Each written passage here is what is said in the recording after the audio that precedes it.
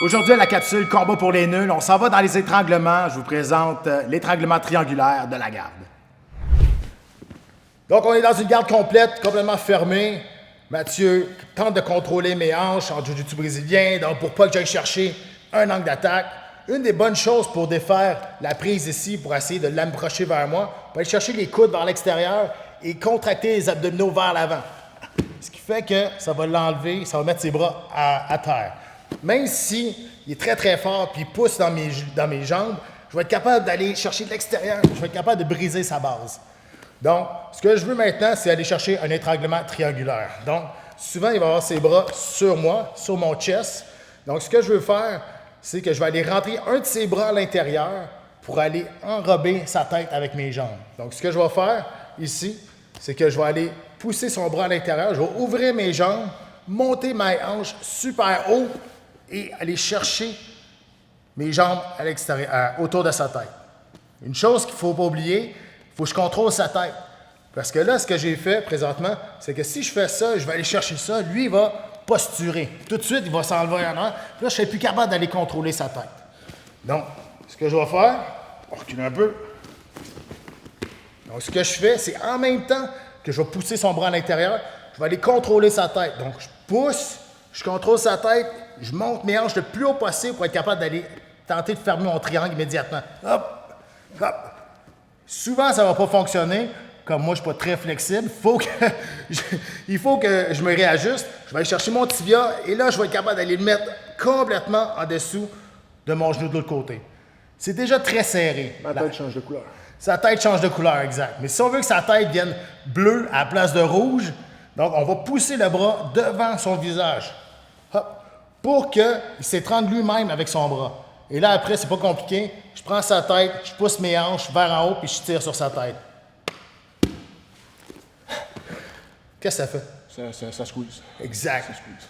Et c'est un étranglement sanguin. Donc, c'est pas un étranglement respiratoire. Donc, ce qui fait qu'on coupe l'oxygène pour aller au cerveau. Donc, souvent, on va penser qu'il nous reste encore 2-3 secondes pour résister. Puis on va s'endormir. Donc, c'est la beauté de l'étranglement triangulaire pour moi qui le fait, et pas lui qui subit. Quand tu penses à taper, il est trop tard. Exact. Donc, ce que je fais, je peux aller déjà tout de suite ouvrir ma garde, mettre mes deux pieds sur les hanches, ce qui fait que j'ai un bon contrôle puis je comprends où ce qui est dans l'espace. Je vais pousser un bras à l'intérieur, ouvrir mes jambes, complètement aller au plafond avec mes hanches et contrôler la tête en même temps. Ce qui va me donner une occasion d'aller fermer mon triangle de jambes. Je m'en vais réajuster vraiment le plus serré possible. Et là, je vais pousser son bras devant, tire, boum. Il y a une façon de sortir de là, évidemment, comme toujours. Donc, j'ouvre, on va chercher ici, je ferme. Première réaction de Mathieu. Encore une fois, je veux stacker.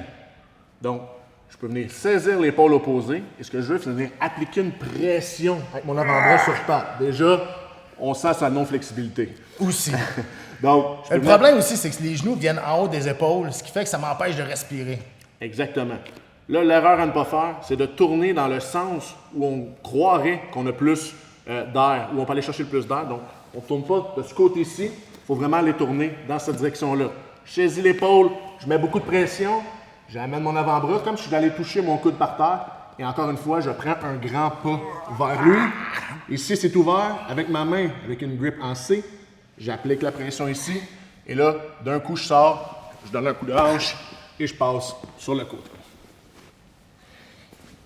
Ça, c'est si le triangle n'est pas fermé très solide. Si le triangle est fermé solide et là, tu veux te défendre, une chose importante, c'est d'aller te protéger avec ce bras-là. Donc, on va porter son bras, on va enrouler ma jambe ici. Ce qui fait que je ne peux plus vraiment l'étrangler parce qu'il n'y a plus rien ici en avant. Donc, il gagne du temps en respirant. Donc, il y a deux choses qu'on peut faire. C'est là la twist. On peut faire un omoplata, ce qu'on voit dans une autre capsule. Donc, ce bras-là ici, je vais aller complètement tourner sur moi-même en gardant ce bras-là emprisonné. Donc, on explique dans une autre capsule qu'est-ce que l'omoplata. On arrive exactement de cette façon-là. On peut le terminer ou on peut s'en servir pour le renverser. Une autre option que vous pouvez faire, vous pouvez changer votre triangle de côté. Donc, ici, boum, il s'en va se protéger. Donc, je vais changer mon triangle de côté en tenant la tête. Je change mon triangle de côté. Et là, je vais aller chercher sa tête et mon genou et je vais aller les serrer ensemble.